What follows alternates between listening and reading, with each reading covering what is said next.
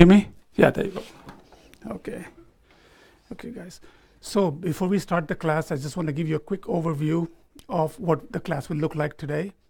We missed one meditation last time. It's a requirement for people who are seriously taking the entire DB modules, and there's a test at the end and all that stuff. So there are requirements for certain meditations. So we're going to start with this meditation today, actually, and then we're going to end with the meditation.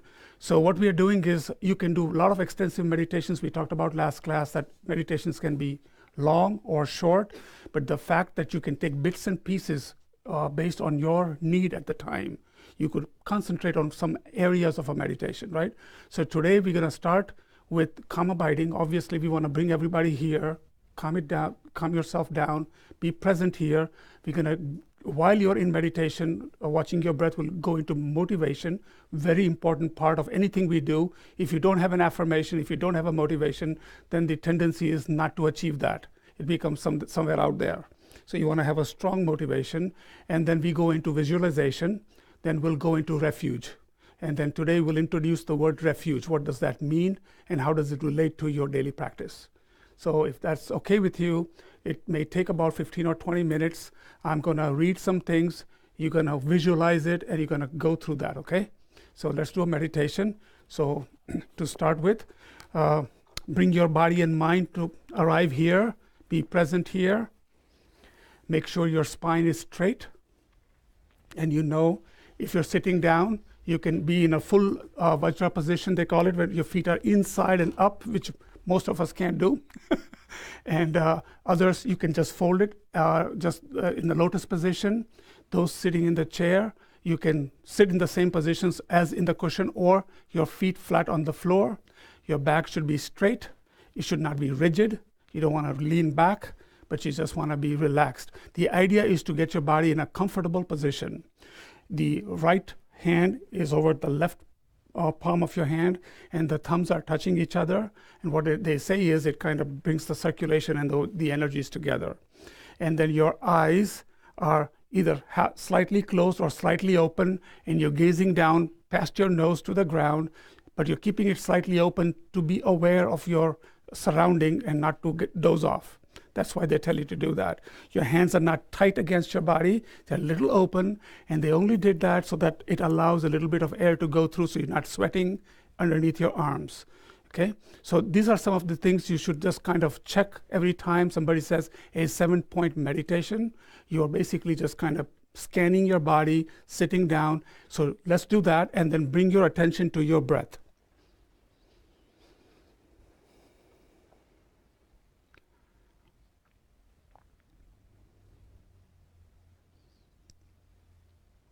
And for many who are just coming here from other activities, your mind has a tendency to go into a story or start thinking something else.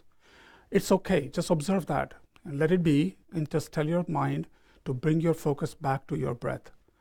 Feel that air going through your nostrils, or feel that your stomach extending and going down. And just keep your mind there for about a minute.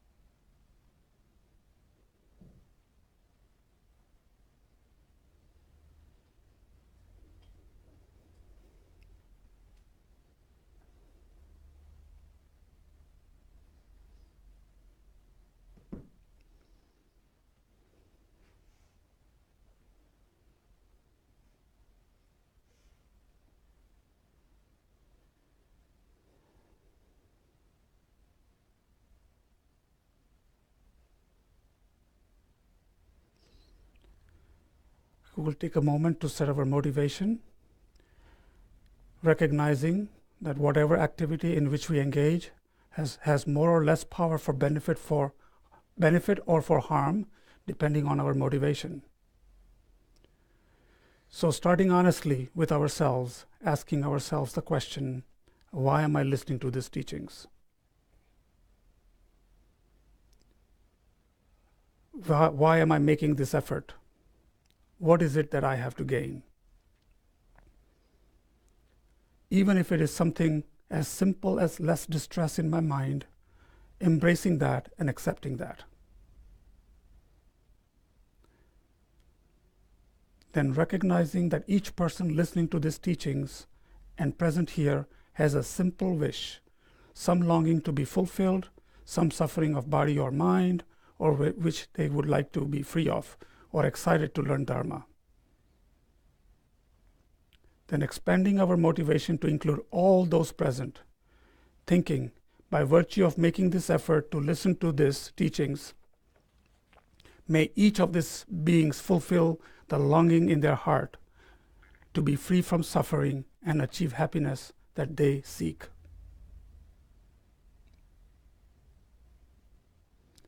Imagine other beings that took care of you when you were sick, when you were dying, when you were in need of some kind.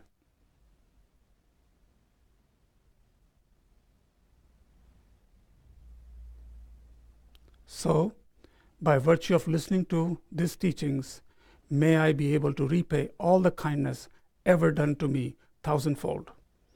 May I remember each one, and may I swiftly attain all qualities of enlightenment, that I might quickly be able to do this.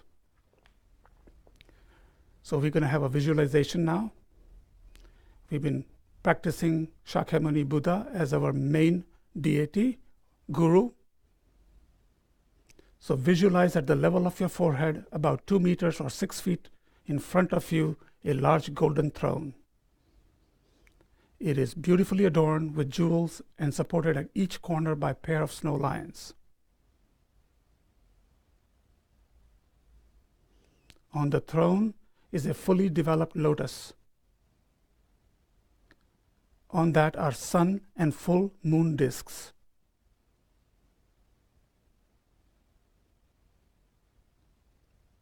Upon the lotus, sun and the moon is seated Shakyamuni Buddha, who has achieved perfect cessation of all suffering and obscurations and has attained all perfect realizations.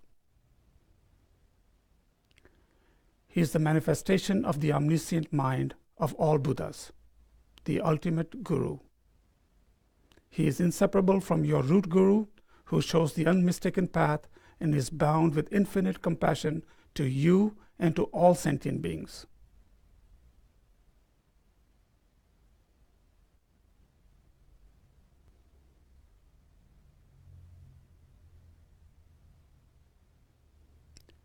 His body, in the nature of golden light, is very magnificent, and he wears the 3 robes of a monk. His face is beautiful and has loving smile. His compassionate eyes look towards you, but simultaneously encompass all sentient beings.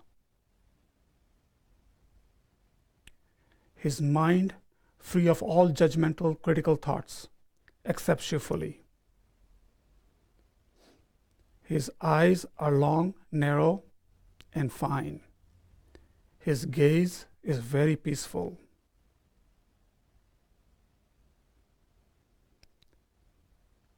His eyes are half closed and half opened. His lips are red. His hair is blue-black. Each hair individually curls to the right. On the crown of his head is a crown pinnacle.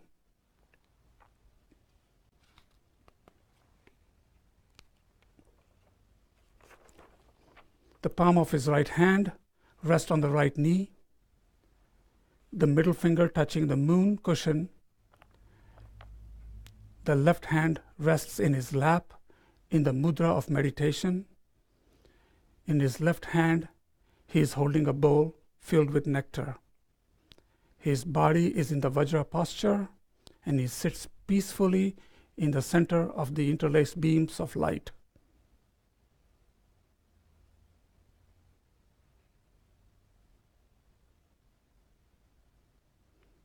Each feature of his holy body represents an aspect of his omniscient mind, and so forth, his inner attainments.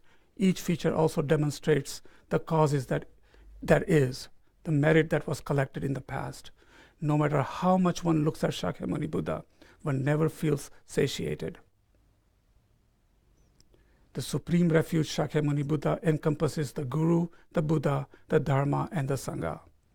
From his holy body, beams are emitted in all 10 directions. Numberless manifestations of Shakyamuni Buddha are carried out in each beam to ripen infinite sentient beings.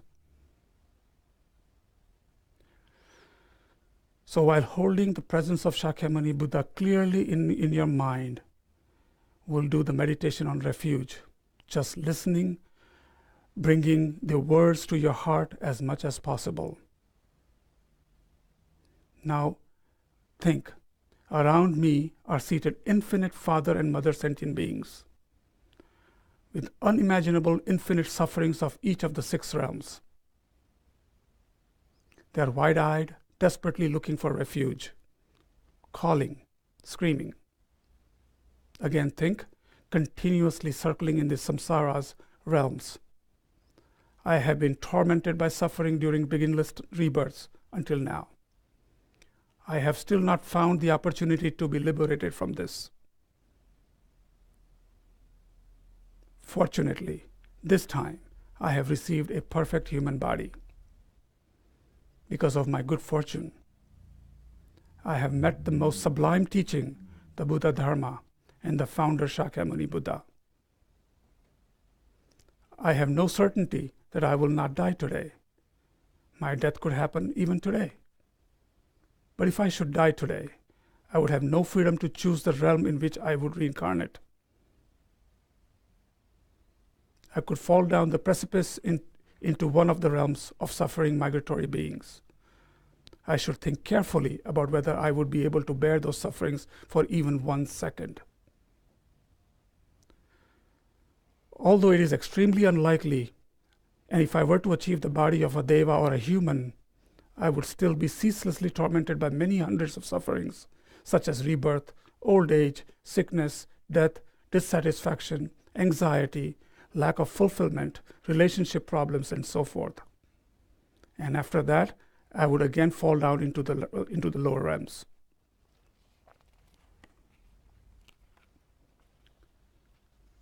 Thus, during this one time that I have obtained a perfect human body with freedoms and richnesses, I am being guided by the sublime, virtuous friend who reveals the path. I have the wisdom to discriminate between the shortcomings of samsara and the benefits of liberation. Therefore, I should quickly achieve liberation from this terrifying samsara. Yet, to liberate only myself from samsara is not all sufficient. This is not the meaning of my life. Numberless sentient beings, equaling the limitless skies, are wandering in the suffering state of samsara. They all have been my fathers and mothers. Therefore, I must liberate them and lead them to the peerless happiness of full enlightenment. Who is the refuge and the guide who liberates from the great oceans of beginningless samsara? There is no other except the 3 sublime ones. Therefore, together, I and each and every migratory being equaling the sky go for refuge to the Guru Triple Gem, the 3 sublime ones, the founder, the fully enlightened one, Dharma, the scriptural understanding and the realizations, and the Sangha, the transcendental assembly. And as we recite the refuge chant, feeling from the depths of our hearts our wish to be guided, blessed, and protected, and especially contact that longing in our hearts and our wish to make our lives as meaningful as possible. So as we recite this refuge prayer, first visualizing streams of white nectar and light flowing down from Shakyamuni Buddha, purifying ourselves and those around us of all defilements, all mental veils, all sufferings. In English, it means, to the Guru, I go for refuge. To the Buddha, I go for refuge. To the Dharma, I go for refuge. To the Sangha, I go for refuge. It is chanted like this. Namo Guru Bhaya, Namo Buddhaya, Namo Dharmaya, Namo Sanghaya. Again, to the Guru, I go for refuge. To the Buddha, I go for refuge. To the Dharma, I go for refuge. To the Sangha, I go for refuge.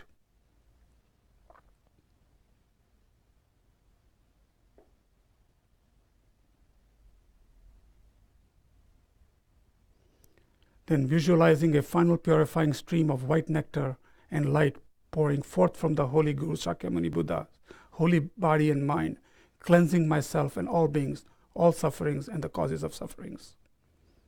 Now, visualize a golden beam of nectar and light coming forth from Shakyamuni Buddha's body and mind, filling our own body and mind with all happiness and the causes of happiness, especially all realizations on the path to enlightenment, and in particular, the realizations of Bodhichitta and the wisdom of realizing emptiness. In response to our sincere request for refuge, for protection, for guidance, for blessing, Shakyamuni Buddha then comes to your crown of your head, melts into the stream of golden light and descends to our heart, becoming inseparably mixed with our minds.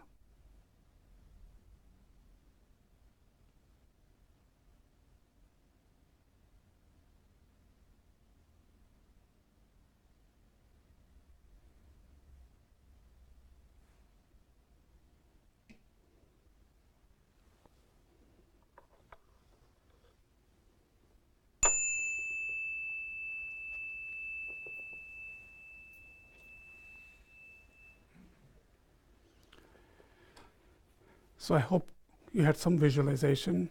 This is what they call you doing a meditation on a deity, okay, and then you're bringing in some aspects of these teachings that you've had. So today we took a look at refuge. You're protecting for your daily life. It's something you do in the morning, and it kind of keeps you protected all life, all your day. I mean, so refuge, going into shelter. It's like a child going to mother.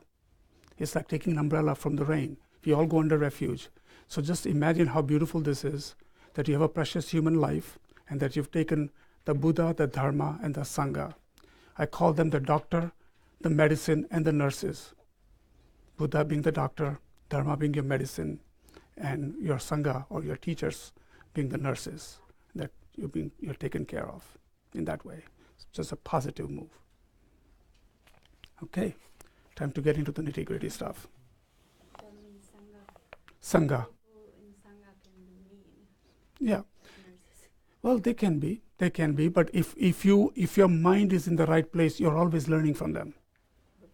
You're always learning from them. It's just an analogy. Believe me, Sangha members, yes, there are some very strict ones, but they know a lot and they can really help you in many ways. All right. So just to give you a quick review of last class, if you can remember a few things. We gave an introduction of what this session is all about, especially this particular module. I gave a lot of introductory words, we'll do this and we'll do that, and went through some very quick overview of some main sections. Specifically, we talked about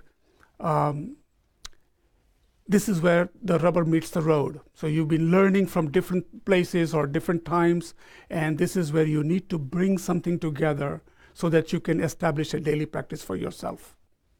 So this is the module, establishing the daily practice. We also talked about not developing insensitivity.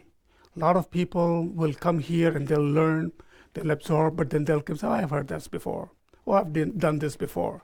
It's like out there. They're not really taking it in or absorbing it to have an experience. They're not transforming their mind. They just look at this as more knowledge, an encyclopedia. I just opened a chapter. Here's this. So if you are really trying to help your mind, I would suggest you look at, when we go through the details or components or constituents, that you kind of try to understand it and relate it a little bit. Think about it at least. Right? You may have a different reason to be here, but if you're trying to really put it in your life, I suggest that you kind of listen to those things and try it out. I also gave you an example of insensitivity. We looked at the leather and the butter analogy in Tibet, how the same butter that helps to make the leather soft, after a while it can also harden the leather, and then nothing happens. The butter just sits there. So that's just like our mind. You can make it soft by practicing and doing something, or becomes a hard pouch and it just sits there, does nothing for you. Okay, so we did that. We also got into a little bit about kindness of others, and this was really a preface to talking about motivation, importance of motivation and meditation. Motivation and intention setting. Okay, it's very important that you have a strong motivation. When we get up in the morning, we kind of think in our head, I have to go to work, I have to get dressed, I have to take a shower. You kind of go through this in your head. Something similar when you have your own time carved out, that you have a good intent of what you want to accomplish and how you're going to do it, and have a strong affirmation to do it. Then it happens. And I give you an example. If I want to go through that door, I can't sit here and say, I want to go through that door. I want to go through that door. I have to have intention. I have to get up and walk to the door. Same way, when you do this learning, and when you're learning from Geshe-la or Lama Zopa Rinpoche, or reading a book, you have to read for a while and kind of think about it, contemplate it, let it mull a little bit about it, and you'll see it starts to gel with you a little bit. Okay, so those are things we covered. We also covered the Lama Zopa Rinpoche's advice, what to do in the morning and what to do in the evening, and it was a little bit of overwhelming for a lot of people, because he wants you to do the 35 Confession Buddha and the Vajrasattva in the morning, in the afternoon. It would be like a 2-hour practice every day. But we also spoke that is not absolutely necessary. That is just a manual he puts out. You now kind of take few things and put it together that works for you. So it's like your financial plan. This is your mind plan. You develop a plan for yourself so that you can take small steps, so then you can really retire towards enlightenment. Okay? So no reason to get overwhelmed. And we kept talking about how scattered mind gets, because you learn so many different meditations, so many names. Some are Sanskrit, some are Tibetan. We'll kind of unravel a few of those as we go along. So again, we also talked about, a lot of times when you say, what is your practice like? Most people think sitting on a cushion and doing meditation is their practice. And we talked about that practice is full day. It's your practice. And I also said, don't make it burdensome. Make it fun. Make it lighter for yourself. You can offer sunlight. If it's beautiful 75 degrees, you can say, wow, what a beautiful sunlight. May everybody have this kind of weather. It's an offering. It's a great wish. It's not only for you, it's for so many people. You can take little things like that and just make it part of it. If you buy grocery, buy a banana, and say, oh, how beautiful, how lucky I am to have this banana. May everybody enjoy a banana like this. It's a mind game that you play with but you're training yourself. You're transforming your mind from me, my, I, to open, being part of everything. And that's the whole idea. So that's something like Bodhichitta. Okay, we will talk about today, get into setting up an effective session, some obstacles that you may face, how do you deal with it, and what happens when you're going through a teaching, when you're doing your meditation, your mind is calm, you have beautiful vision, you feel good about it, and the minute you walk out, you sit in your car, you go on the road, something happens, and you're back to your pattern, right? Don't be harsh to yourself. Just know that these patterns have been developed over many lifetimes. It's been layered and rewarded so many times that that's what your mind thinks. Immediately goes to comfort level. And what we are learning today is tools to unravel that, to clean the obscuration, the defilements. Once you recognize this is not a good thing, how do I get rid of it? He keeps on bugging you. You even recognize it. That's not a good thing. But you do it. We all do it. But so these are little tools. So remember, in all of these things, we can go into a lot of details. But if you just take the essence of this, is developing your mind to be a happy person here, but also putting a bank balance and merits so you can become enlightened. Then you're out of this birth, death, the age, sicknesses, my money, your money, all of those things, and just become omniscient like Buddha. That's the ultimate goal. So you want to portray your mind just like Buddha. You want to become Buddha. Okay? So this is all about that mind training, basically. Then we also find that there are many meditations. If you were to open up a Lamrim book right now, you'll see 20 plus meditations. So we want to find out, when do I do this, or should I do these? So I'm going to go through today. Actually, we're going to get into the nitty-gritty of some of these things. And then you hear words. Some are Sanskrit, old Sanskrit words. Some are Tibetan words. You'll hear things like, how was your sadhana? And somebody will say sadhana, but it's sadhana. All that means is your practice. A simple word. How was your practice?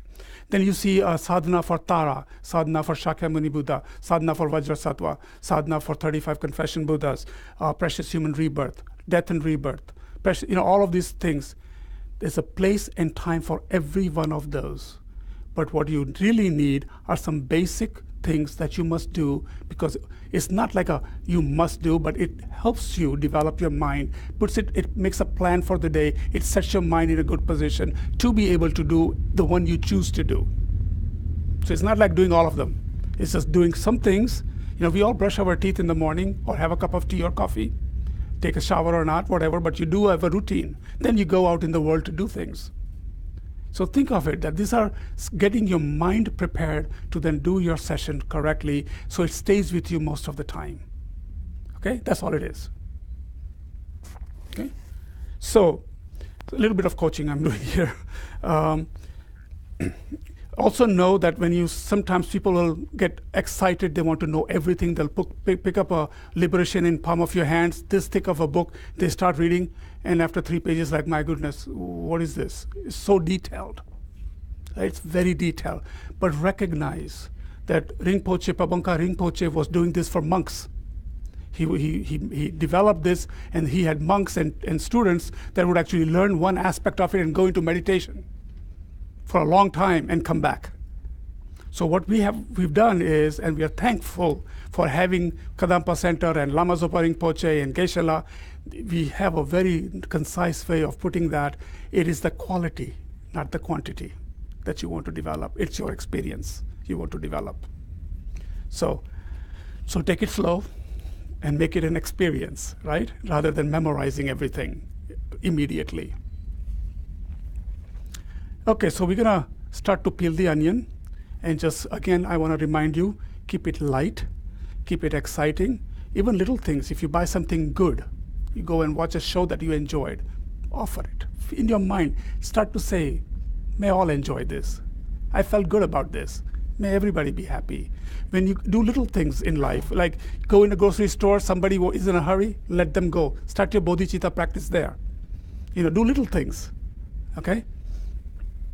And again, last thing I want to say is a reminder to avoid insensitivity.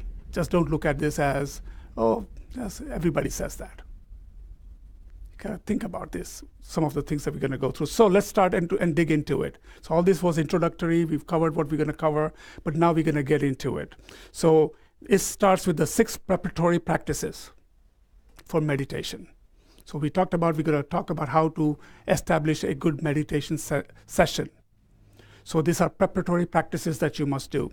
First thing you must do is dedicate a place, a space where you're going to go. Remember, this place is your sanctuary, a place that inspires you, your mind. Okay? So it's important that you think of a space as that. So the first thing you're going to do is, once you have established a space for meditation, and we're going to go into detail of how and where and all that, you want to do cleansing. So that's the first preparatory practice, is cleaning the place and setting up your altar. Okay, and I have written down these 2 questions. Initially, I had mentioned that at the end of the last session that I will give you a kind of a test. Was not to just see if you pass or fail, anything like that, but to prepare you for the test in case you want to take it online to get certification. I have decided that when we go through this, to keep it light, Thanksgiving is coming up, holidays are coming up, I don't want to keep you occupied with that. Most important thing I can ask you is if you learn something from this, establish a daily practice. That's more of a homework. But this is something that is on the test. So when I'm going through this, you may want to take some notes. It's good stuff. It's important things. Okay? 6 preparatory practice. First is dedicated space for meditation.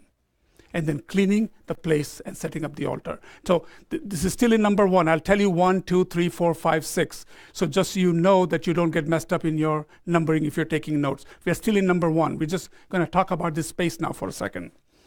Okay? So what's the big thing about cleaning the place? Remember, I told you that the biggest secret is what? You are developing your mind, your future Buddha. You're developing your mind. So offer the best things possible. You're cleansing your obscurations. You're cleansing your defilements. When you're cleaning, you're creating an environment of inspiration. That's why cleaning is important. There's a small story. There was a monk named Chudanpanka. He was considered like a dull mind. His brother was very smart. He would remember all the mantras and everything. They were monks, so they would practice. But this particular monk, just nothing went in his head. Just dull. And he got discouraged. People started sometimes being sarcastic to him. He was one of those dummies. And he felt like he's been pushed out. So as he was walking away, Shakyamuni Buddha was passing by. And he knew it, what's happening to him. So he asked him, what is the matter? And he says, I just feel like I can't learn. I can't do anything. I've been a monk. And he says, don't worry. You don't have to leave the Sangha. Go back and I'm going to give you a job to do. Just clean the shoes of all the monks. That's all you do. And then when they're done, kind of clean the little yard in the back where everybody kind of walks. And just say this when you're cleaning it.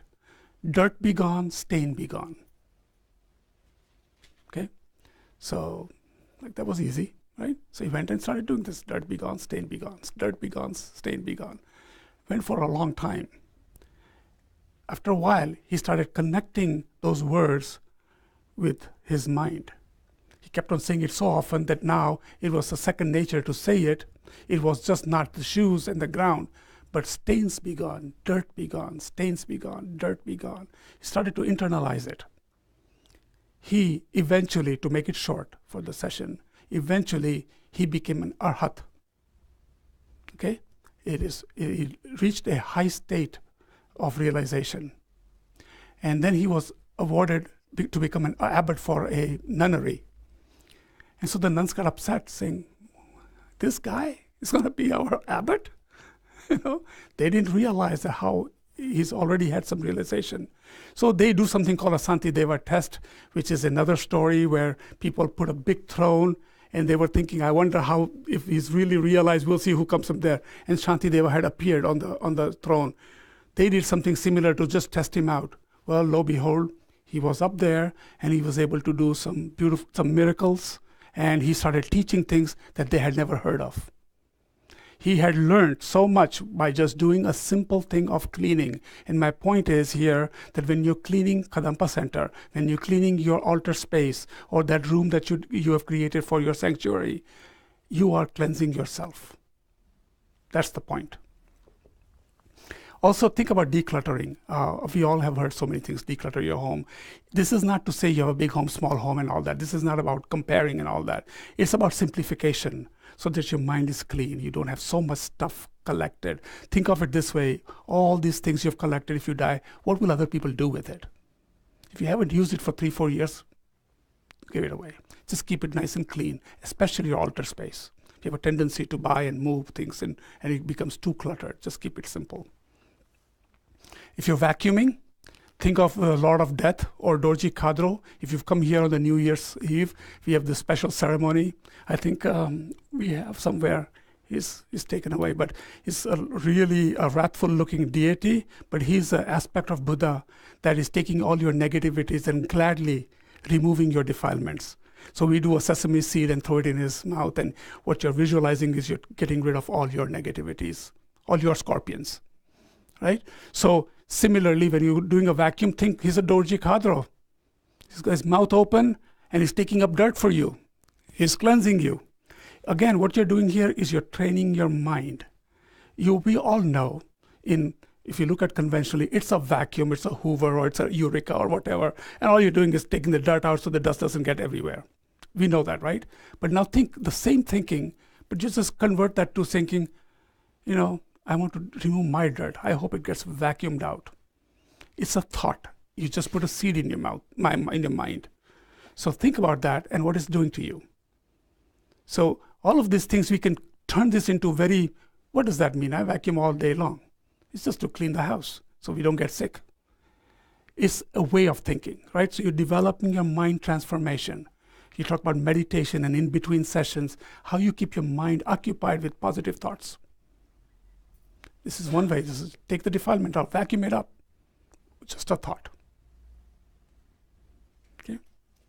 So now, when you're setting up your altar, you need to first have main deity in the center like Buddha. So there's a question, can I put my Lama? It doesn't have to be expensive. It doesn't have to be big, but something, an object of reverence that you have. Remember, it is what you want to be. Okay? It's always think about it that you will become Buddha, and that's what you're looking forward to. That's how you see it. Otherwise, it's just a statue. It is how you think inside you that matters. So Buddha is in the center. On the left of Buddha is some text. It can be a holy book. It could be a book you read every day related to Dharma. It's a Dharma book. It doesn't matter if you read it every day. You can put it back. Put it in a nice cover, respectful. Again, visually looking good, right? It's nice for your eyes to see a beautiful cover, nice text sitting there, and it reminds you of Dharma. That's on the left-hand side. On the right-hand side is a stupa. It doesn't have to be a nice statue or anything. It could be just an image. Or you could purchase a small stupa from any store, Tibetan store, and you can purchase it. It's not that expensive if that's what you wish. But a stupa really stands for the mind, enlightened mind. Stupa is very important. Geshe-la tells you all the time, if you do nothing here, go out and go around the stupa for 1 or 2 times. It's very good for you. There's a lot of meaning behind it. It represents enlightened mind of Buddha. It also has layers to show you all the kind beings. It represents all the kind beings that have been helping you. It also represents all the attainments as you reach to that enlightened state of mind. And it's done with so much love, with community work. It has incense, thousands and thousands of prayers. There's a lot of things that go into it. And when you go around it, you think of coming out of that samsara again. This cyclic life that we go through, and it's going to take you out, and you're going to become enlightened. That's the idea behind it. Okay? And if you get really interested in it, take a look at some artwork on it and realize auspicious symbols are on it. And they mean something. And you can learn about that. Very easily found. If you have any questions on what they are, I'll be more than happy to talk with you after class. It takes 5 minutes. I will explain each of those symbols. Okay? But have some fun with it. Now, don't burden yourself. Oh, I have to go and circumambulate. That's the right thing to do. Oh, I have to go home and read a book. You're putting almost like a weight on you. Do it with fun. Do it with curiosity. It's easy for us to go to Facebook or Google and look it up if you want to buy something, don't we? If that's the excitement you want to create. So somebody's talking about a path to enlightenment. Your whole lives. And then we don't want to minimize that into just a couple of pages and a couple of classes. Just take it in and practice it. And we're going to go through that. So that's that. So we talked about what Buddha represents you of our future Buddhahood, the Buddha that we are going to become. You can also represent a Lama in the middle if Buddha is not available. Because remember, Buddha is like a sun. And if you think of the rays coming out, your Lama is that ray. He is in a body of a human body, but he's teaching you Buddha Dharma, what Buddha taught, with lineage, teaching that never broke. So he's no different than the sun. And he's alive and teaching you. So when you come to Geshe-la, you may look at him as a mundane person. Oh, yeah, he wears a certain color clothes. He has 2 feet, 2 hands. He gets hungry like I do. A different vision.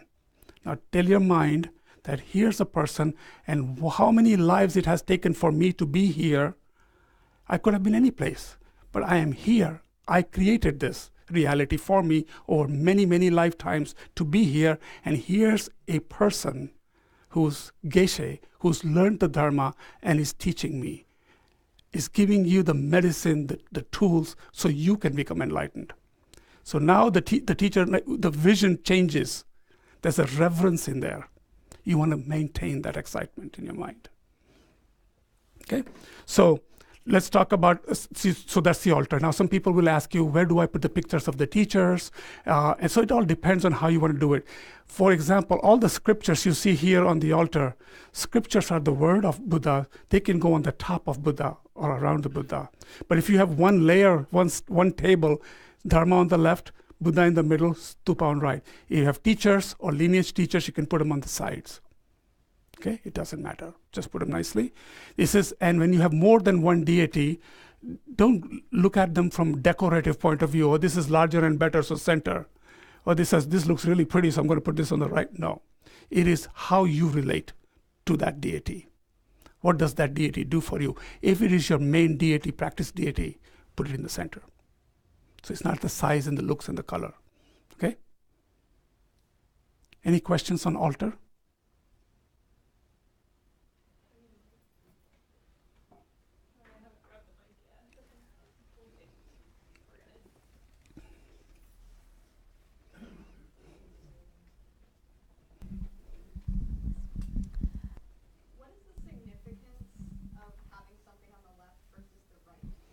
No, I think it is. I would say that, that when your teacher tells you, there's, I'm sure that nothing in Tibetan or in Buddhism is without a meaning. But Dharma and Stupa, so I think it's in progression. You have the medicine, you have the center is always the focus. But then the Dharma this is like the two wings. You have Dharma on one hand, and Stupa, the goal is to get enlightened. So it's just a hierarchy. In the end, it doesn't really, really matter. But if it's given, it's a protocol, it's good to have that. Okay? Okay. So, number 2. The first one was now what? Everybody remembers that, right? After all this talking, first one was dedicated space for meditation. Second one, obtaining offerings honestly and arranging them beautifully. So what does that mean?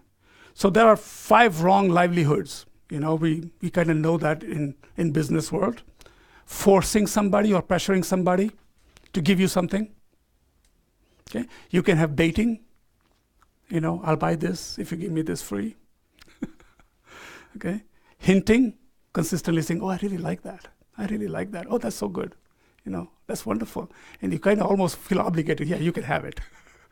Okay? Flattering somebody to the point where they want to give you a free gift type thing. And then pretense. Oh, I'm so-and-so, and I have so many people, and it would be nice to have that. And somebody says, oh, take it. You don't want to do that. So you don't want to offer with any negativity. You want to offer with positive, nicely, blissfully earned materials. So that's part of the offering. Then you see these water bowls here, right? And you wonder why they're offering water. Why does Buddha need water? So think about this. So historically, in places where they have a lot of farming and things, they offer actual flowers and food and all that. Tibetan mountains, they probably didn't have everything, but it was the quality of the mind you want to develop and how they offer it. It was traditionally done in India in the time of Sakyamuni Buddha. You think about the heat, people coming from far away, kings, monks coming to visit you. The first thing you want to do is offer water to drink. We do that sometimes here when somebody comes to your home. Would you like something to drink? We probably offer them Coke or Pepsi, but water to drink. Then the second thing they offer is water to cleanse your feet. Okay, so a lot of times they had walked long distances, so they will come in the house, there's no shoes or socks, so they want to just clean their feet before they walk inside. So it's a traditional thing to offer cleansing of the feet. The third thing they offer is flowers. If you go to Hawaii, they put that garland on you as soon as you get down. So think about it. It's offering just beautiful, soft flowers. It's a gesture of love and telling you to come on in. Right? Then they offer, we kind of, when before somebody comes, don't we just clean up the house and use the Febreze and all of these things so it smells a little better? Well, they offer incense. So incense is to just keep the environment nice smelling. Okay. After that, they offer light. And light has a lot of meaning. It also means purification. It means light of emptiness. There's all these qualities of mind by even offering. We'll cover a few very quickly. But you're offering some light, after which you're offering good smell, perfumes, just a little rose water or something like that. Then you offer them something to eat. Okay? And then last, the music is part of this. So you see in Tibetan pujas, sometimes they use cymbals, or sometimes they play a little, the big horns and stuff like that. It's just a slight music. It's a happier mind. It's got the food, it's got the water. Maslow's hierarchy is taken care of, right? Right? So think of it. It's in your mind how you're doing this. It's a wonderful offer. Now, don't be limited. We have a tendency to now visualize, I'm offering a glass of water, or offering a little water to feed. Make it huge. Make it large. Offer the universe. What's stopping you? Because we are so narrow-minded. We think in our terms. He gave me a glass of water. So it's a glass of water. Though it can represent fantastic pure water everywhere to Buddhas, to everybody. You can make it big. When you offer food, it doesn't have to be choice fruits and this. Offer all foods. Everything you enjoy, you can offer. But offer with feelings. And again, all this is doing is developing your qualities. Generosity, giving, taking defilements out. That's all kind of little hints. These are tools. Buddha doesn't need water. It's developing your future Buddha. You're offering them with love, a lot of things. The words that you will use, sometimes you see them doing a puja, and they will say words like, Om Aryatare Saparivare Argam, Padyam, Puipe, Tupe, Aloke, Gende, Sapte, Naividye, Sapte, Pratichaya, Soha. All that means is to Mother Tara, I offer you Argam, water, Padyam, feet, water for feet. These are all these words. Pushpe means flower. So there were some Sanskrit words, they changed into Pali, and so some pronunciation has changed. But if you read them, they're in Sanskrit, and then they are for Aloke, which is light, Naividye, Gende, which is smells, perfumes. Naividye means offering food, and Sapte means offering music. You'll hear that consistently. Every time they invoke a deity, or when they do a certain type of merit field or a puja or something, or medicine Buddha puja, they will offer. They will offer to their teachers. They will offer to the deities. This is very common. So when you hear those things, you can sometimes kind of get it. The same words are used, Argam, Padyam, Pushpe, Dhupe, they'll hear these words. But that's all it means, right? So you all get the fact that these are 7 or 8 things you can offer. Any questions on what we offer or what we don't offer? Okay, we are still in number 2, obtaining offerings honestly and arranging them beautifully.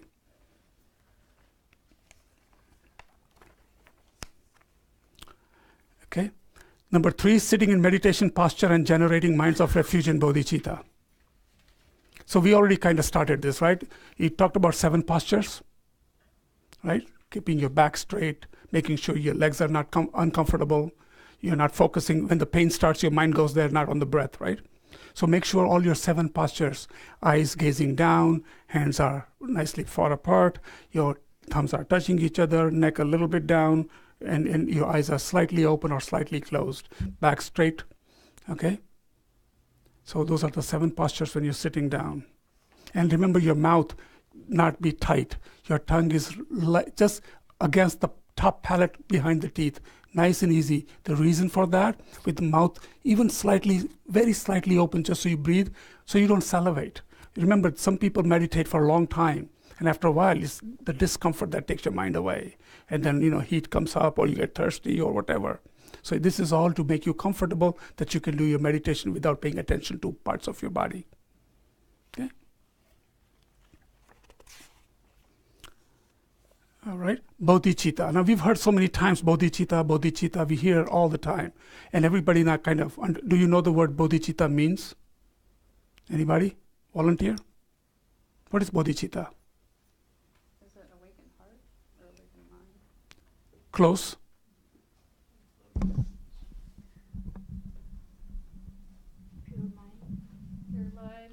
we're hearing pure mind, loving kindness. Okay, developing your mind in order to benefit all sentient beings. A Bodhi means mind. Chitta is a way of thinking, the mind thinks. It is to benefit. It's the altruistic feelings to help all sentient beings. It's the center, it's the heart of our practice. The Mahayana tradition, if you take everything out, the center pipeline is bodhicitta. First thing you wake up in the morning, you want to develop a calm mind about helping others. It's very difficult for people sometimes. You think, I can't even help myself, how am I going to help somebody else? Right? That's our mind. Because we live in a world full of so much environmental issues going on, work and pressures, but you can start small. Pick one person, or one person at work, one family member, a friend, somebody. If you're sitting in a train, somebody is walking around, offer them a seat. Just tell your mind, I want to offer this. Little kind gestures, they all are bodhicitta. You're developing bodhicitta. Let somebody go in front of the line. Okay? Pick somebody. I did, when I was in the plane, somebody was having a difficulty putting a luggage. I went there, says, ma'am, let me help you. And I told myself, I want to develop this nature. It's a constant feeding yourself in every activity you do. You can develop these small little things. It doesn't have to be huge bodhicitta. You're not going to go out and say, yes, here I am. No, it starts slowly. Be kind to yourself, then develop passion, love and kindness for others. Bodhicitta, okay? Even people that irritate you, practice. That's a great practice. Sometimes somebody you want to just like, oh, but just tell yourself, that person is doing something to make themselves happy. Just create a neutral, loving, kind feeling without anger. It's a practice. You're developing your nature. You're working with your mind. Okay? The biggest prayer that we offer we'll go through some prayers in the book, 4 immeasurables. You hear that all the time when you come here on Sunday, or people will go through a prayer and say, let's do 4 immeasurables. So think about this. All sentient beings have happiness in the causes of happiness. We say these things. It's talking about love and kindness, bodhicitta. May all sentient beings be free from suffering and the causes of suffering. So you're telling nobody should be suffering. You're developing compassion. Then we also go to third sentence, we talk about let them attain that is beyond suffering. You're developing empathetic joy. If somebody's happiness, you're happy. You're not jealous. If somebody wins something, somebody gets something, somebody has a nicer car, oh, I wish I had one of those. Not that. Instead of saying, oh, I'm so happy for you. That's great that you're going to be able to enjoy this. Develop that mind. And then last, they talk about and to develop equanimity. Equanimity meaning keep an equal mind. Friends, neutral, and person that irritate you. Keep them in the same level. They're all doing something for themselves. But you develop this mind of equanimity. Right? So this is called 4 immeasurables. Now we're going to go to the 4th preparatory practice. So you want me to repeat the first 3? Anybody falling behind? You have the first 3 down? Yeah, I'm confused. Okay, go ahead. So you said sitting in posture, meditating, right? The 7 postures, and then you went into bodhicitta. Isn't bodhicitta the 4th one? No. So 7 postures is just a sitting position, but you're developing the mind of bodhicitta. So you want to develop this compassion, loving equanimity in your mind when you're doing something. You want to have that kind of a mindset. That's all. Okay? So. Yeah, so on the third one, So I'm going to tell you. It kind of has 2 parts. Okay. Right? So third one is sitting in meditation posture and generating the mind of refuge and bodhicitta. I'll give it to you if you want. I can write it down. Okay. So the first one, let me go through the first 3. Okay. So we are right on the. Can I ask you, can you do all of them?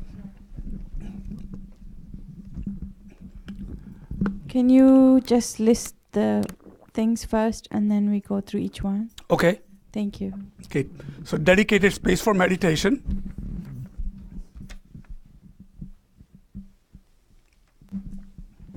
Second one, obtaining offerings honestly and arranging them beautifully.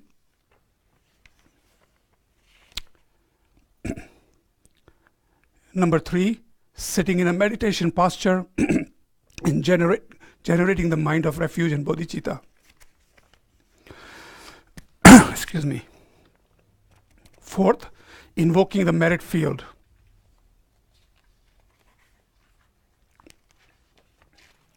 5th, offering the 7-limb prayer and mandala.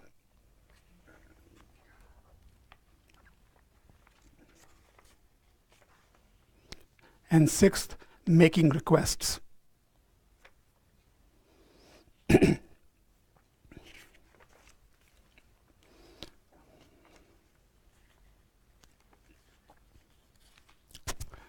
Okay, so we're going to go to the 4th one, invoking merit field. Simply put, rather than going into a lot of detail, it's a field of accumulation is another word, but it's a deity that you're looking at. So if we are doing Sakyamuni Buddha practice like we did the meditation, that is your merit field. You visualize all the beams emanating, all the Buddhas emanating, you see him sitting on a throne, all of those things. It's like a merit field. Okay, that's another word for it. Okay. It's the focus on an object before which we practice our prayer, prostrations, and so on. And we are starting with Sakyamuni Buddha.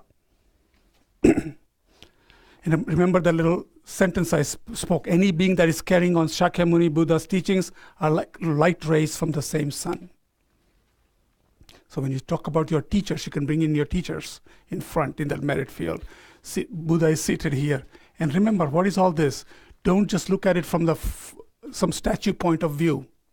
Remember, you want to become a Buddha, so your mind is on Buddha. You are developing those qualities for Buddhas. This is your practice. You're getting your mind in the right place. Okay, 5th, offering 7-limb prayer and mandala. Okay, these are prayers from Shantideva and are the nuts and bolts or a very basic recipe to prepare one for meditation. We are still on the 5th one now, okay? The 6 preparatory practices, we are on the 5th one. Within this 5th one is offering the 7-limb prayer. And we're going to go through those 7 things right now, so don't get confused. Okay? So just like our body needs arms and legs, these are pillars to support your meditation and your prayers. These 7 things that we're going to talk about. Okay? First one is prostration, which we do every time you come to the center or you see somebody prostrating. It overcomes pride. It is paying homage. It's respecting the teacher. It is making your ego settle down and you become humble at this beautiful teaching. You're putting the teaching and your state of Buddhahood enlightenment above everything. Second one is offerings. So the prayer goes like this. I prostrate with my body, speech, and mind. I offer all things actual and imagined. Right? I confess all my negative actions accumulated since the beginner's time. And I rejoice in the merits of all holy and ordinary beings. Please remain until the end of cyclic existence and turn the wheel of Dharma for all beings. I dedicate all of my merits to the enlightenment. This is what you hear. So we're going to take those sentences and just tell you. The first one, I offer my prostrations. So that's prostration overcomes pride. Second, it overcomes miserliness. You're offering all things actual and imagine, body, speech, and mind, and just most beautiful things you're offering. Then your third one is you're confessing. Now for a lot of Catholics, this may bring some memories, but it's not about that. This confessing overcomes 3 poisons. You're really being honest with yourself. And if you have a teacher, and if you have some Lama that you're working with, if you feel, and if you tell them that I'm doing all of this practice, but this kind of thoughts come to my mind, they may guide you. They have nothing to gain or lose from it. It's not about you should do it or you shouldn't do it. It's all about how you want to maneuver your own mind. If something is really getting into your head and bothering you, then it's another way of just letting it out. So it's just confessing. And it takes care of your attachment, hatred, and ignorance. The fourth thing is rejoicing, overcomes jealousy. You rejoice for others. And we kind of covered all of these things as we spoke a few things before. Offerings, beautiful offerings, rejoicing, be happy for others. Okay, then the last, I think I covered confessing, rejoicing, okay. And then request to stay and teach.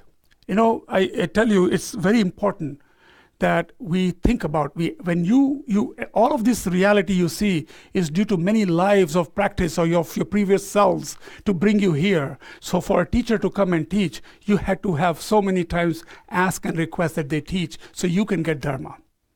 It's not like they're here to advertise Dharma. It is you who are seeking Dharma. You want to get enlightened. Your mind has to change. You want to reincarnate into a better being or in a better place. So guess what? It's a very polite thing to do is ask teacher to please teach. Right? This is not arrogance. This is not about, he's a teacher and I'm here. Nothing like that. It's how we think. You just relax and think about how lucky you are that somebody of 35, 40 years of practicing teaching is able to provide you direct teachings as Buddha wrote. That's a wonderful gift. So that's request to stay and teach. Request to turn the wheel of Dharma is same thing. Instead of you're requesting here that they continue to teach the Dharma. When you talk about turning the wheel, all that means is they continue to spread this and they continue to talk about it, and then you wish for that. And the last thing you do is dedicate. Every time you start with the motivation, you end with the dedication. You motivate for your mind, you dedicate to develop bodhicitta. Everything is not me for me. Me will automatically take place when you start to share it. Okay?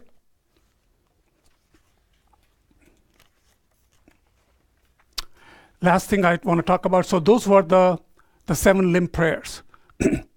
One other addition to your daily practice is what they call mandala offering. Sometimes you'll see people sitting here with all these pans and stuff, and they're putting rice and all that. Or here's the thing, you will see people doing this gesture. Have you seen that, doing the gesture? That is offering the mandala. What this means, and I will go through that very quickly, the centerpiece is the Mount Meru. So in those days, in the time of Shakyamuni Buddha, their understanding of universe was like this. That there's this central mountain called Mount Meru, which is infinitely tall. There are 4 continents or 4 universes. There's a sun and a moon. And in a beautiful place, visualization-wise, this is a ground, it's anointed with perfume. There are valleys and valleys of flowers, strewn with flowers. Centerpiece is a beautiful Mount Meru. There's 4 continents, sun and moon. Then we say, I imagine this as a Buddha field. Your mind field. How beautiful, you make it beautiful. Make it beautiful, make it Switzerland, or make it Alps, whatever you want to, make it beautiful. And I offer it. And may all living beings enjoy this pure land. So many things happen in just few words. Your mind sees beautiful things. You're offering it up. You're telling me all living beings enjoy. You're doing bodhicitta. And you're dedicating that. Who's being helped here? You. Right? Okay. So, it's taking in the essence of mandala offering. And you can put in all your favorite things. Take the best things you ever enjoyed in life. From ice cream to people to anything. Put it in there. It becomes a beautiful offering. It's all mental, visual. And sometimes you will see Geshe Sangpo does a beautiful mandala drawings, artwork. Look at that sometimes. It's a real beautiful offering that they just put together and then they blow it away. It's really amazing. Okay, then we talk about the 6th one is the making request. Out of all the 6 preparatory practices, we went through 5, and the last one is making request. I think I've covered enough of making request. You're just requesting for Dharma to stay. You're requesting your teachers to come. Even when you look at the Lamrim prayers, they're basically requesting that all these things come to your mind, that you develop these realizations. That's just a general request. Any questions? For 6 preparatory practices, 7 limb, mandala, why do we do it? How do we do it? I want you to take time. Nothing happens quickly, but at least enough starting point for you to read and ponder into it, or look into it. So what I'm going to do next is we're going to go into our required meditation before we end and with conclusion remarks. I'm going to go through this at the end. So you should know this. Name and describe the 7 limbs of the 7-limb prayer, which we went through it, right? So you, okay, well, we just went through it. You prostrate, you offer all things, right? You confess, you rejoice, you ask your teacher to stay and teach, and you dedicate. So all the 7 limbs. Okay, so give me 1 second. Okay. Okay, ready? So this meditation, I'm going to go through page 177, 178, 178. When you get a chance, you take a look at this prayer book that everybody has on their chair or behind their chair. Now, if it's very interesting, start with page 34 first, before we go into meditation. Go to page 34. So we said we were going to bring everything together, right? You heard a lot of little details of 1 of these and a 6 of that and a 7 of that. Now let's take a look at this. And you'll be amazed. You see this every day, but now let's put it together. These are your daily prayers.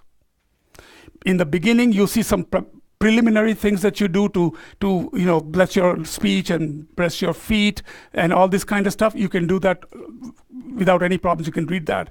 But when you do your daily prayers, the first thing is what? Taking refuge and generating bodhicitta. Right? You see that. And you'll see a lot of times Geshe-la will start every teaching session by saying, Sangye Chodang Choki Jognam La Janchu Bardu. He'll say those things and everybody joins in. All you're saying is, I go to refuge in my Buddha, the Dharma and Sangha. By virtue of my practice or my merits, may I become Buddha to benefit all sentient beings. That's the refuge prayer. It's not too long, see? 30 seconds. But the quality is what? Now that you know the background that you're going for protection, this is going to start you off your whole day. It's going to keep protecting you. That's the first thing you do. You go in refuge. Then you go to your 4 immeasurables. Again, developing that kind heart. Loving kindness, compassion. Right? May all sentient beings have happiness and causes of happiness. Loving and kindness. May all sentient beings be free from suffering and causes of suffering. May all sentient beings be inseparable from happiness that is free from suffering. That is that empathetic joy. And the equanimity is last. May all sentient beings abide in equanimity, free from attachment from friends and hatred for enemies. You hear that all the time. Now you know why. Then we did the 7 limb prayers. We went through why each of those things matter, but here it is. And then we did the short mandala offering. Right?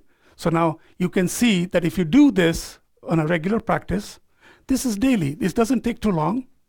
And what will happen after a while, these words will have a meaning. Dirt be gone, stain be gone, right? You start saying these things every day, it's like for a while, like, yeah.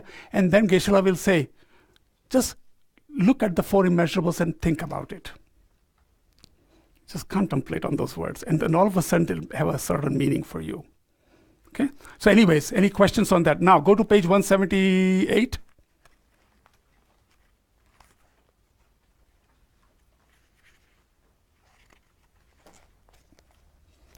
And voila. You had a question on 7 limb prayer. Here it explains you each one of those.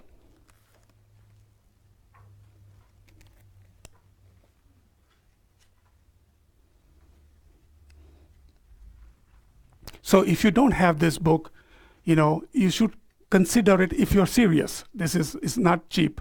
But, these are your daily practices. Till you learn, you may make copies or ask somebody else, help you make copies or whatever you do. At least get your preliminary prayers, daily prayers, and some of these things, kind of put yourself a little manual of yourself. And then figure out which practices you want to do. And just do this preliminary and daily practice and choose one meditation that you're working with in your mind. And then dedicate. And go off to work. So cleanse your place, have an altar, feel good about going in there, pace yourself, do these regular prayers, think about this, do a meditation. That's a great starting way to do it. You don't have to do a lot of these things, but you can do some of these short prayers. It will mean a lot. Okay, so let's go and do this meditation. It's going to take me about 20-25 minutes, so if you have to leave before the meditation ends, please feel free to do so. That will not bother me at all. I'm sorry, I'm about 5 minutes behind here. Can I make a quick announcement? Because next Sunday, it's the Sunday before Thanksgiving, and we do not have class. Right. So while you're getting ready for Thanksgiving, take a break from DB. But after Thanksgiving, come right back, because we're just taking 1 week off next Monday, and then we'll be back. And that is all correct on the Kadampa Center calendar. If you need to double check the calendar. See you in 2 weeks after this meditation. Yes. Yeah. So, and again, I'm free, after these sessions, if you have certain questions, we can all learn together. If I can give you some coaching, great. If I don't know, certainly Geshe or somebody will be able to help us, but we're all learning together. Okay. So let's again settle your mind. This is a meditation on Shakyamuni Buddha with extensive 7-limb prayer and mantra recitation. So we just learned 7 limbs.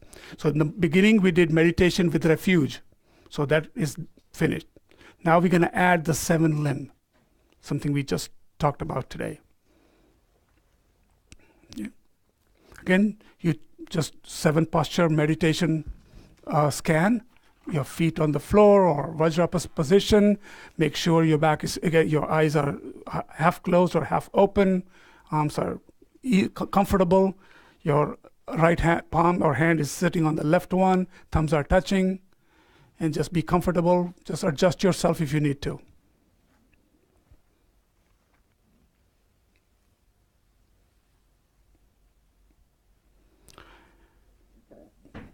Visualizing in the space before us on a golden throne, supported by snow lions, seated on a lotus, a radiant sun and moon disk is Shakyamuni Buddha. The source of the sun of Dharma. He has blue-black hair, red smiling lips, blue eyes. He wears robes of monk. His body emanates an aura of golden light. He manifests in our lives as various teachers, has given us the gift of the teachings themselves, and has established the community, the Sangha. So first, generating the mind of refuge, the mind of entrustment in this perfect energy, in this perfect teacher, in all of these teachings.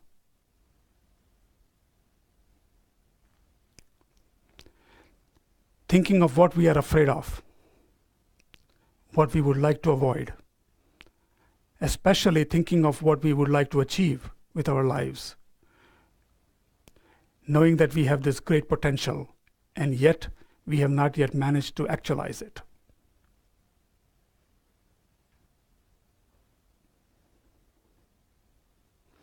Knowing that so many living beings are in pain and suffering and wanting to do something about it. Turning to Shakyamuni Buddha, the essence of all our teachers and the teachings, and completely entrusting ourselves under his care, his guidance, and his protection. And seeking his blessings, we recite the Refuge Prayer. Namo Gurubhya, Namo Buddhaya, Namo Dharmaya, Namo Sanghaya. It is sung like this. Namo Gurubhya, Namo Buddhaya, Namo Dharmaya, Namo Sanghaya. To Guru I go to refuge, to Buddha I go to refuge, to Dharma I go to refuge, to Sangha I go to refuge.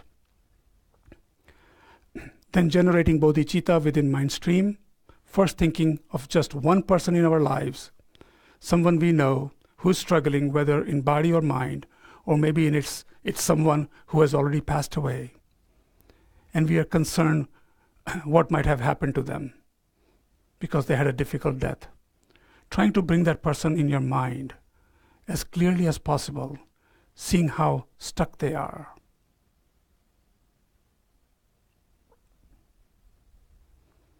Maybe there's a situation in our world right now that brings pain in the heart to think about, so much unnecessary suffering. And for what?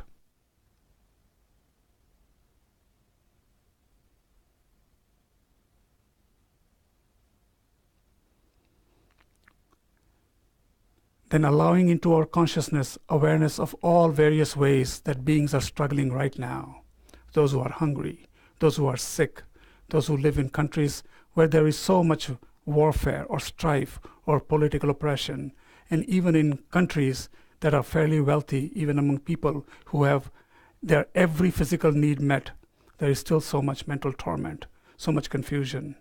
Seeing the faces very clearly and feeling the wish inside to do something about it, and taking responsibility inside to do something about it. How wonderful it would be if all sentient beings were to abide in equanimity, free from hatred and attachment. May they abide in equanimity. I myself will cause them to abide in equanimity. Please, Guru Deity, grant me blessings to be able to do this. How wonderful it would be if all sentient beings had happiness and the causes of happiness. May they have happiness and its causes. I myself will cause them to have happiness and its causes. Please, Guru Deity, grant me blessings to be able to do this.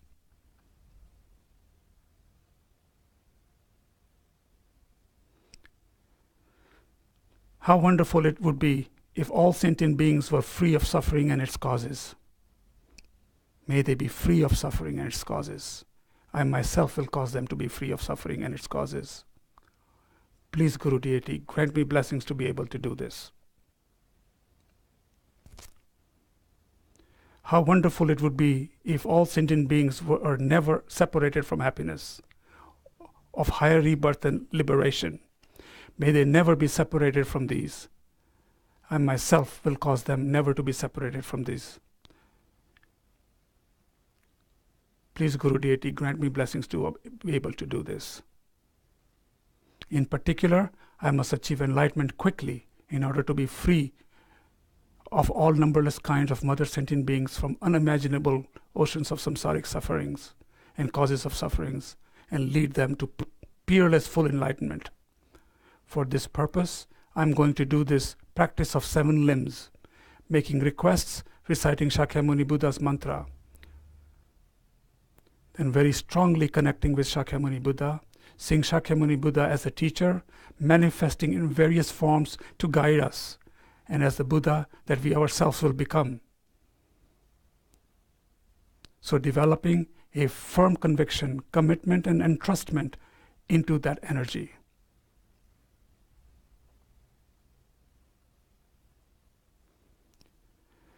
Then the first of the 7 limbs, identifying clearly a quality of that enlightened mind that we ourselves wish to achieve, and mentally prostrating with our body, speech, and mind, with a wish to achieve that quality ourselves. Offering, think to ourselves, what would I give for enlightenment? Perfect wisdom, perfect compassion, perfect ability. What is it worth to me? And visualizing, making an offering, walking up to Shakyamuni Buddha and presenting this offering. As we present it, it multiplies, filling all of the entire expanse of space. Shakyamuni Buddha is extremely pleased and accepts this offering. His mind experiences great bliss. All the offerings that we've made absorb into his heart. Confessing. Then thinking of actions that we have done, mistakes that we have made before Shakyamuni Buddha, openly confessing them and admitting them as mistakes. Maybe it was a harsh word, an unkind look. Maybe it was not giving when we were asked, generating regret in a mind for mistakes that we have made, and a resolve that the next time I'll do it differently. Rejoicing. Then, rejoicing in the goodness of ourselves, in the effort that we are making right now, and that we must have made in the past to have these conditions. Some goodness that we've done to others, some sincere wish of heart, thinking how wonderful it is.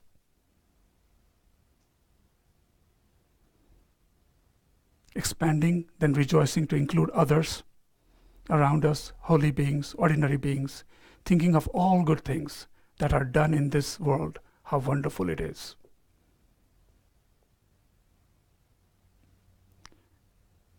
requesting. Then requesting our teacher to stay with us and never to leave our side until we achieve liberation and enlightenment that we seek. Offering them golden throne with double dorji, representing firmness and stability. Requesting teachings. And from the depths of my heart, requesting them to give us blessings, to teach us that we need to know this very day. Imagine Shakyamuni Buddha receives this request and promises to teach.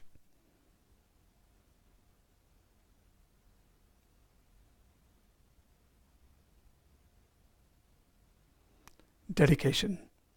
Then dedicating all this positive energy to enlightenment of all ourselves and others.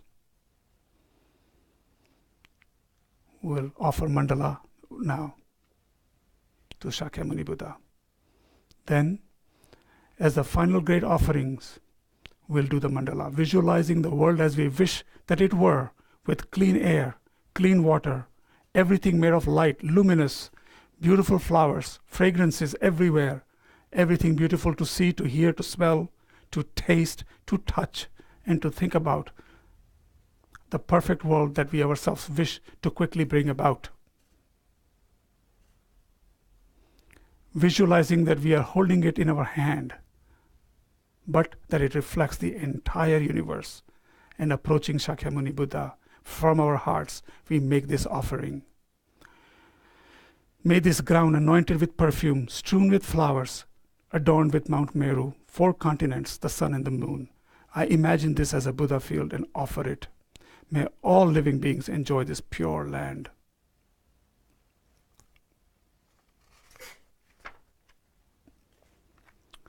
Then, while still holding out this offering of the perfect world to Shakyamuni Buddha from our hearts, making the prayer of the 3 great purposes, I go to refuge to the Guru, the 3 precious rare sublime jewels. Please bless my mental continuum. Please bless me and all sentient beings to cease immediately all wrong conceptions, from incorrect devotions to Guru up to the subtle dual view of white appearance. Red increases, the black near attainment. Please bless me and all sentient beings to actualize immediately all correct realizations, from Guru devotion up to unification of no more learning. Please pacify immediately all outer and inner obstacle. Idam Guru Ratna Mandalakam Niriyatayami. In other words, I offer you all of these offerings to my teacher. Then it is said while making this request that it's very helpful to imagine that we are holding the feet of our teacher with great longing and devotion in our heart. Then we make this following request. Hey Guru, hey teacher, hey Vajradhara, who encompasses all 3 objects of refuge, take the form of the virtuous friend in whatever way subdues and granting common and sublime realizations. To you, my kind Guru, I make this request, whose holy body is created by millions of virtues and goodness. Holy speech fulfills the wishes of all sentient beings, whose holy mind sees every existence exactly. At the holy feet of principle of Shakyas, I make this request. Then visualizing that Shakyamuni Buddha, in response to our request, comes down to the crown of our head. Then as we recite Shakyamuni Buddha's mantra, visualize that streams of white nectar and light pour forth from Shakyamuni Buddha's body and mind, purifying us all of negativities and mental veils, all suffering and disease and so forth. Tayatha Om Mune Mune Mahamune Soha. Tayatha Om Mune Mune Mahamune Soha. Tayatha Om Mune Mune Mahamune Soha. A final purifying shower streams forth from Shakyamuni Buddha's holy body and mind, completely cleansing us all obstacles on the path, the inner and the outer. Our body and mind become calm and clear like crystal.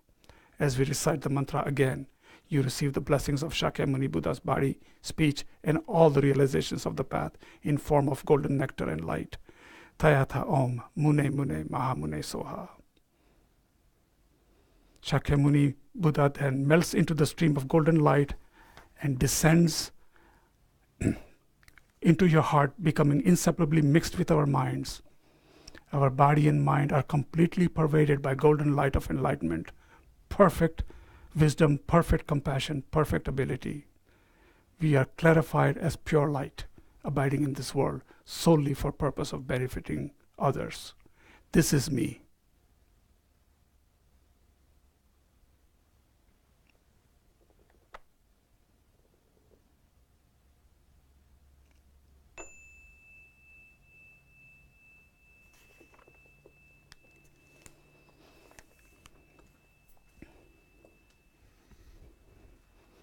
It's just amazing.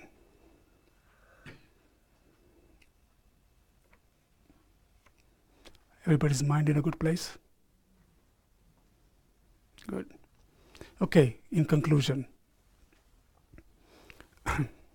So we're taking this bits at a time, right? We did the refuge with Shakyamuni Buddha.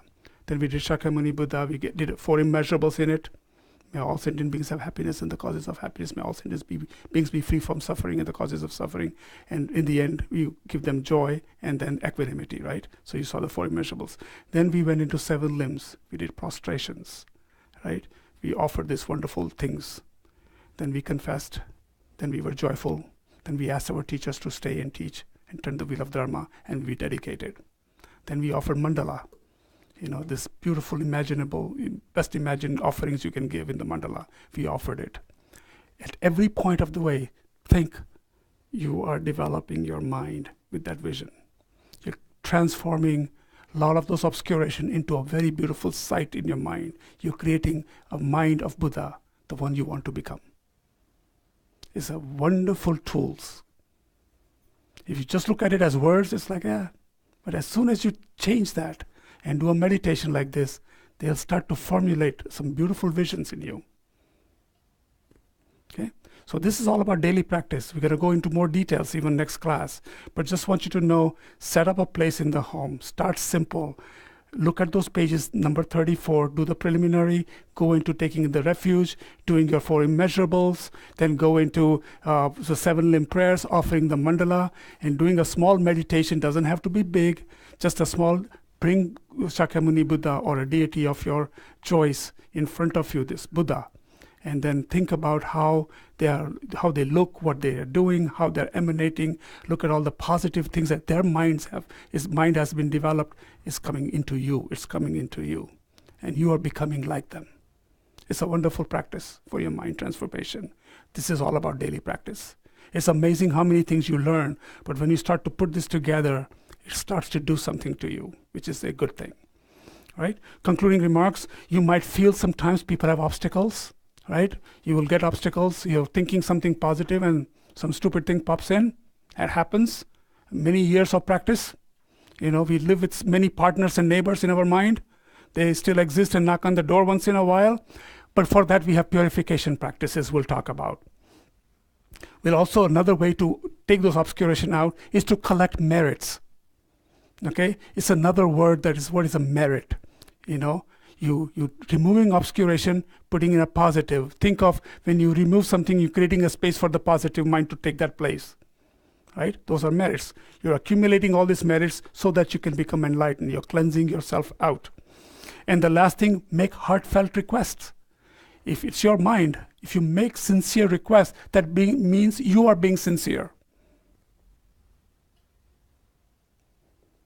Okay? So with that, I had talked about last time, I had given you 3 words. I hope that you had a chance to look at those words. I haven't forgotten those words. Okay? So some of you did. Okay? I will at some point ask those words to the class. And the reason I do that is to take some of this mindset of insensitivity. They use these words, right? They use the black whale, and it even throws people off a little bit. What does that mean even? So when I give these words, I'm making you think about them, look them up, and it will become clear to you. They'll say the 5 purposes, or they'll say, they'll say the white seed. Just don't get hung up with those. Read it up, you'll find it. Even word like arhat. You hear word like bodhisattva and arhat. So what's an arhat? It's a good word to remember. Go home and look it up. I'll just tell you very shortly that in Buddhism, there are 3 scopes. You've heard about the lower scope, the middle scope, and the higher scope. Just the way we learn. You have to go through primary school, the middle school, and high school. Okay, so you learn these things in succession. So in the lower scope or the Hinayana tradition, the person is still doing the same thing, practicing, cares for people, does everything. In the end, gets a next attainment or becomes liberated state of mind, but they're still doing it for themselves. Still that little bit of I may be there. As a bodhisattva, what I told you is the heart of our Mahayana practice. That while having this altruistic feeling, developing slowly and steadily as helping everybody else, equanimity with everybody else, you automatically develop. Your ego is being put away. It's not I anymore. It's out there. You're part of it. And you start to develop liberation. Very powerful. Okay? So, bodhisattva, mind, a person that has attained liberation with the bodhi mind. Okay? So those are the words you hear all the time. Don't get confused. Not a major difference. But when you come across it, don't shy away from them. Put some attention, figure it out, Google it, look it up. Any questions? I think I have just one more thing and we'll close. I want to make sure that